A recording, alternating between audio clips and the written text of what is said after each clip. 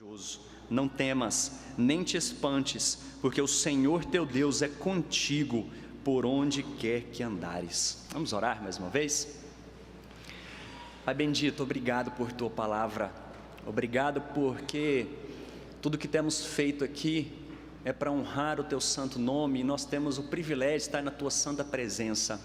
Mas agora eu rogo para que o Senhor nos dê entendimento da tua palavra.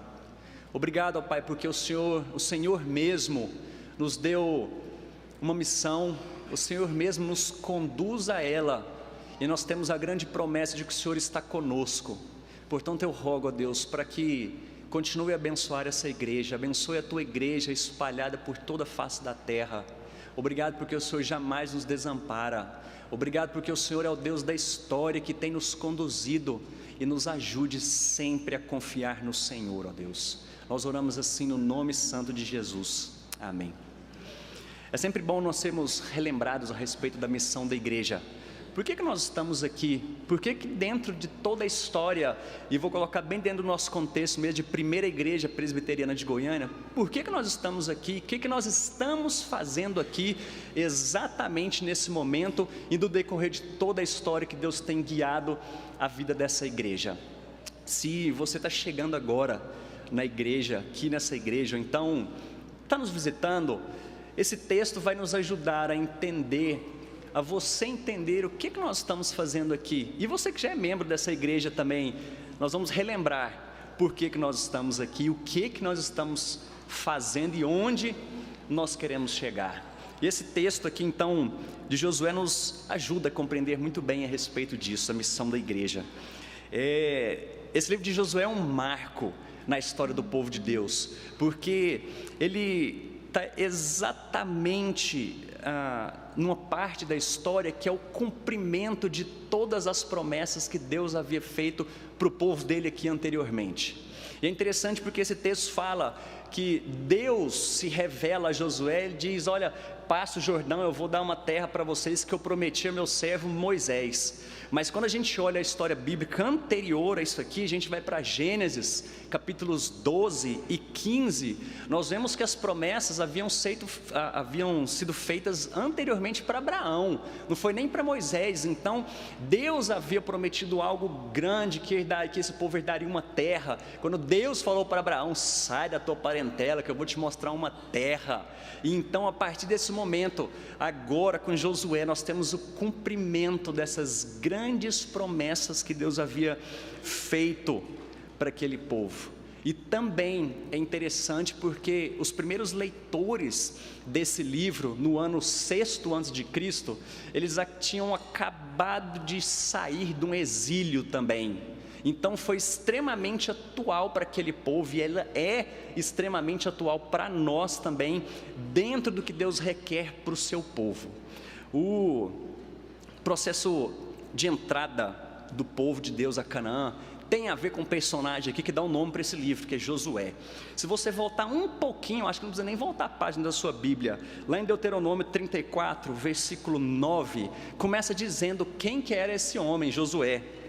E diz, capítulo 34 de Deuteronômio, versículo 9: Josué, filho de Num, estava cheio do espírito de sabedoria, porquanto Moisés impôs sobre ele as mãos. Assim os filhos de Israel lhe deram ouvidos e fizeram como o Senhor ordenara a Moisés. Josué, cheio do espírito de sabedoria.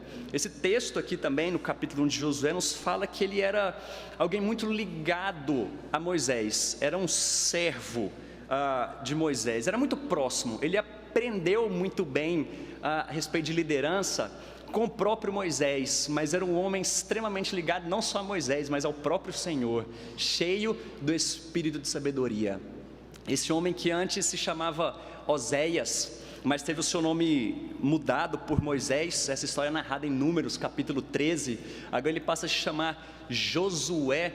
Não tem grande diferença, porque Oséias e Josué, na sua construção, elas indicam praticamente a mesma coisa, que é Salvador. Mas o nome de Josué agora indica não Salvador como Josué o Salvador, mas ele tem uma construção que diz: Deus é o Salvador, Deus é o soberano da salvação. E é interessante esse nome, a gente olhar isso aqui, porque todo esse livro de Josué, ele aponta exatamente para a soberania de Deus. Ele não está apontando para um personagem principal que é Josué, mas o personagem principal dessa história que é Deus, que é soberano e conduz toda a história do seu povo. E nós vamos ver isso daqui a pouco, como que o texto aponta exatamente para esse Deus, que é o soberano da nossa salvação. Mas então, quando nós olhamos para esse texto, nós podemos ver aqui que Deus, o próprio Deus, atribuiu uma missão, não só para Josué, mas para aquele povo. E nós vamos ver que missão é essa. Mas ele também fez uma promessa. Após dizer qual era a missão, ele fez uma promessa. E por fim, ele deu algumas condições para que aquele povo tivesse êxito. E eu queria então que a gente pudesse ver isso agora. Qual foi a missão que Deus deu para aquele povo? Qual a promessa que Deus havia feito? E qual que era a condição para que eles tivessem êxito nessa missão também? Então aqui a partir do versículo 1 até o versículo 4, nós vemos claramente qual que é a missão que Deus tinha dado para ele. Ele diz: sucedeu depois da morte de Moisés, e é interessante, permitam-me fazer só um parênteses aqui, que Deus começa falando depois, o texto começa dizendo que depois da morte de Moisés, servo do Senhor, Deus apareceu então e falou com Josué. Mas quando Moisés morreu, também quando a gente volta para o capítulo 34, fala que o povo lamentou e chorou durante 30 dias a morte daquele líder. Isso mostra para nós que Deus usa pessoas muito amadas para conduzir a história dele. Porém, quem é dono de toda essa história não são pessoas, é o próprio Deus que cuida. E que bom que ele levanta pessoas tão amadas assim para cuidar do povo dele. Mas ele segue aqui então, dizendo que, versículo 2: Moisés, meu servo, é morto, dispõe-te agora, passa esse Jordão, tu e todo este povo, a terra que eu dou aos filhos de Israel. Versículo 3: todo lugar que pisar a planta dos vossos pés, do vosso pé, vô-lo tenho dado, como eu prometi a Moisés. Então ele diz aí o tamanho dessa missão. Perceba que quando a gente olha que missão é essa, em primeiro lugar o que a gente aprende dentro dessa missão é que essa missão ela foi designada pelo próprio Deus. Não foram homens que designaram essa missão de conquistar a terra e tudo mais, mas foi o próprio Deus que havia designado. Ele, Deus, o Senhor, apareceu para Josué, mas antes ele tinha aparecido para Moisés, antes ele tinha aparecido para os outros servos também dele. Era o Senhor que se revelava a esses homens, a essas pessoas, e mostrava qual que era a missão. Então ela foi designada por Deus. Mas também nós aprendemos que essa missão, ela era para todos. Ela não foi dada simplesmente para Josué, porque ele diz aqui: passa esse Jordão, tu e todo este povo. Quando a gente vai ver a partir do versículo 10, nós perceberemos que Josué não ia entrar sozinho naquela terra, mas todo o povo tinha que se dispor a atravessar o Jordão. Então essa missão aqui não foi só para aquele líder, mas foi para todo o povo. E essa missão era enorme, era grande, porque o versículo 4 fala e a extensão, e eu não vou me fixar nisso daqui nos limites, mas era algo muito grande que eles tinham que atravessar. Era uma terra muito grande, e além de ser grande, era extremamente perigosa, porque aqui é citado toda a terra dos heteus, no versículo 4, fala de um povo só que eles haveriam de conquistar, mas toda aquela terra, não só pelos heteus, mas também era dominada por outros 5 povos, nos quais agora Deus está falando: eu vou dar essa terra para vocês, está cheio de inimigos, gente treinada, gente não só com a mente muito bem dotada, gente inteligente, mas é gente que estudou guerra, gente que sabe lutar. Mas pode ir, porque essa missão é minha, e eu que estou falando para vocês. E isso me faz lembrar muito um filme antigo, acho que todos devem ter assistido aqui, O Resgate do Soldado Ryan. Mostra um filme dirigido por Steven Spielberg e atuação de Tom Hanks, em que está numa guerra, a Guerra Civil dos Estados Unidos, e uma família de 3 irmãos estava na guerra e 2 deles já haviam morrido.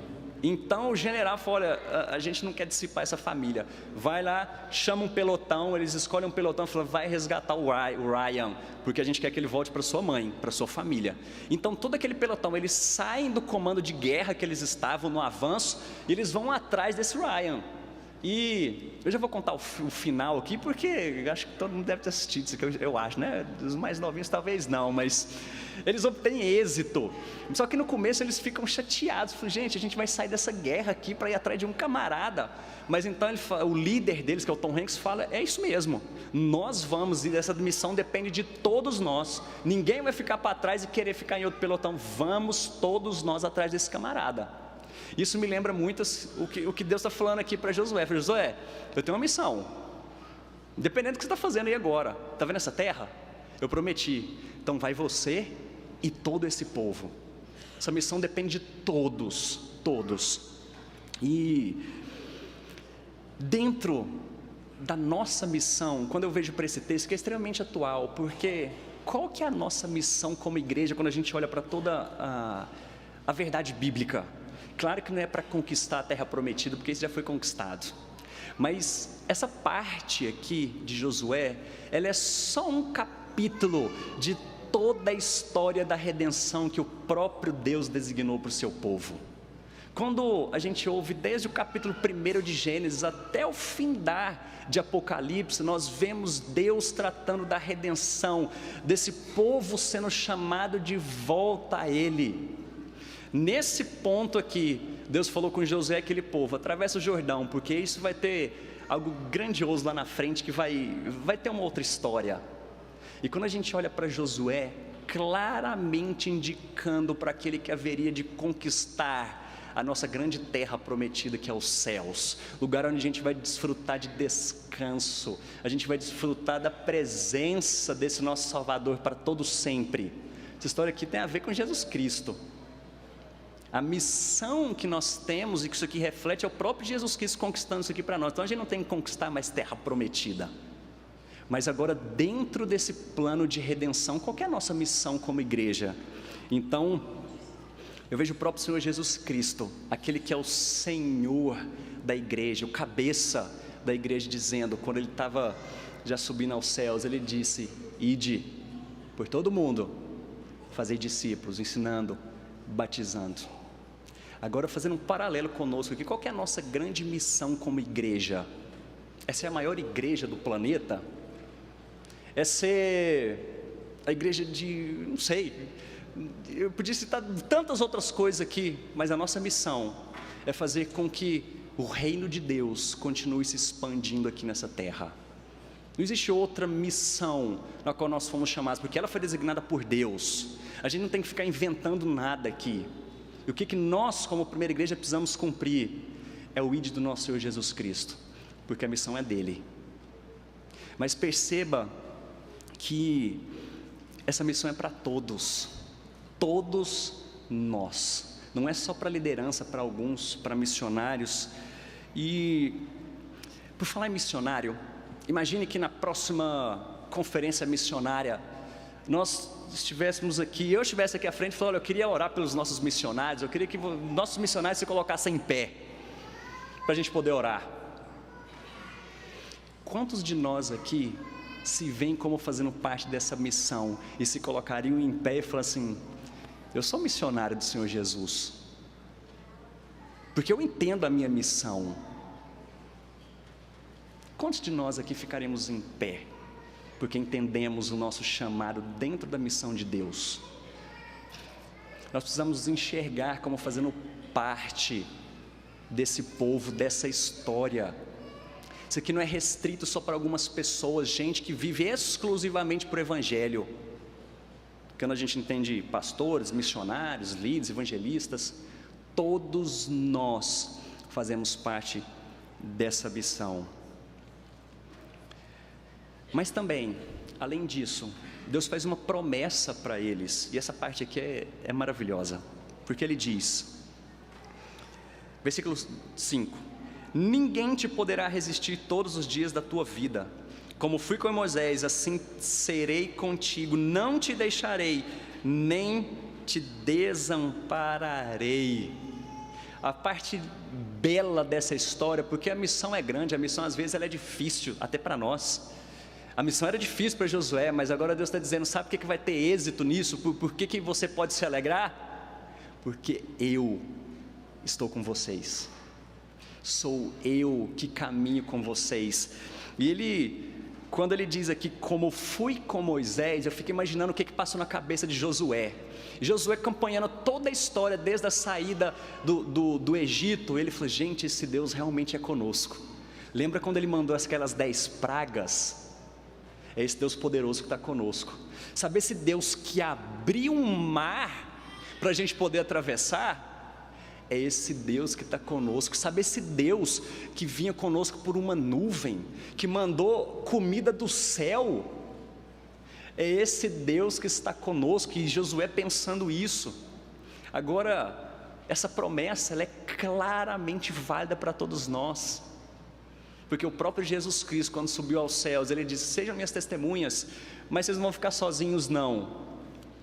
O próprio Espírito, outro Consolador vem, e eu estarei convosco. Sabe quem está com você nessa missão, nessa caminhada? É o próprio Senhor Jesus Cristo, o próprio Deus.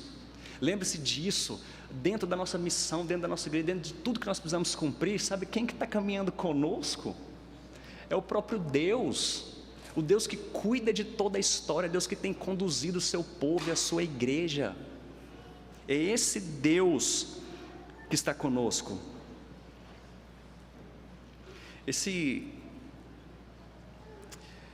Mas eu fico pensando aqui, quando a gente está falando sobre Deus nos desamparar, Deus cuidar de nós, mas Jesus, em um momento da história, ele disse, Deus meu, por que me desamparaste? Agora isso aqui vai fazer todo sentido para nós. Por que nós podemos crer que esse Cristo está conosco? Porque Deus prometeu, falou, eu jamais te desampararei, Josué. Agora Jesus numa cruz diz, Deus meu, por que me desampara? Será que Deus não cumpriu a promessa dele? Mas foi naquela cruz, exatamente o cumprimento de tudo isso daqui, porque naquele momento a ira de Deus estava sobre Jesus Cristo, e Cristo sentiu o peso dos nossos pecados, mesmo sem ser culpado. Aquele preço foi pago por mim, por você, e olha só o tamanho de desprezo que Cristo sentiu naquela cruz. Deus meu, por que me desamparaste? Mas quando a gente lê algumas profecias, por exemplo Isaías, que conta que Jesus teria um penoso trabalho, mas ele ia olhar o resultado daquilo e ele ia se alegrar, porque através daquele momento, a ira de Deus sendo descarregada sobre Jesus Cristo, ele passa pela morte, mas ao terceiro dia ele ressuscita, ele vence a morte, agora ele nos reconcilia com o Pai. É por isso que ele pôde dizer depois, eu estarei convosco. E esse Cristo é o próprio Deus e o Filho dele que estão aqui conosco até hoje, conduzindo a história dessa igreja na sua missão. Mas então ele parte para a parte final, vem para a parte final, que havia uma condição. Na verdade, é algo que Deus requer de todo o seu povo, porque ele diz versículo 7, tão somente ser forte e muito corajoso, para teres o cuidado de fazer segundo toda a lei que meu servo Moisés te ordenou, dela não te desvies nem para a direita, não te desvies nem para a direita nem para a esquerda, para que sejas bem sucedido por onde quer que andares. Olha só umas palavras parecidas com o que o salmista diz também no Salmo 1, não cesses de falar deste livro da lei, antes medita nele dia e noite, para que te tenhas o cuidado de fazer segundo tudo quanto nele está escrito, então farás prosperar o teu caminho e serás bem sucedido. Deus falou, eu tenho uma missão para vocês, Josué, e todo esse povo, todo mundo precisa participar, vocês precisam atravessar, conquistar essa terra, mas fiquem tranquilos porque eu estou convosco. Sabe o que vai garantir a vitória de vocês? A minha presença. E depois de Deus lembrar tudo isso, estabelecer tudo isso para aquele povo, ele diz, sabe o que eu espero de vocês agora? Josué, medita na minha palavra, cuida para fazer exatamente o que está escrito nela. Sabe por quê? Tudo isso já foi conquistado. Vocês são meus instrumentos para caminhar. Eu já falei de toda a história que vai acontecer. Vocês vão conquistar essa terra, mas me obedeçam, porque eu sou seu Deus, sou um Deus santo. E se vocês me têm nessa estima, se vocês entendem que tudo que foi realizado é porque vocês são meu povo, me obedeçam. Interessante como a gente olha em toda a Escritura, a gente nunca vai encontrar essa ordem inversa. Me obedeçam, e aí depois eu vou te mostrar as bênçãos que eu vou dar. É sempre o contrário. Olha as bênçãos que eu tenho derramado sobre vocês, olha a salvação, olha tudo que eu já fiz por você que conduz à vida, olha a vida eterna, a esperança que vocês têm. Mas sabe o que eu quero de vocês? Me obedeçam, busquem uma vida reta, limpa, santa diante desse Deus, diante de mim que sou o seu Senhor.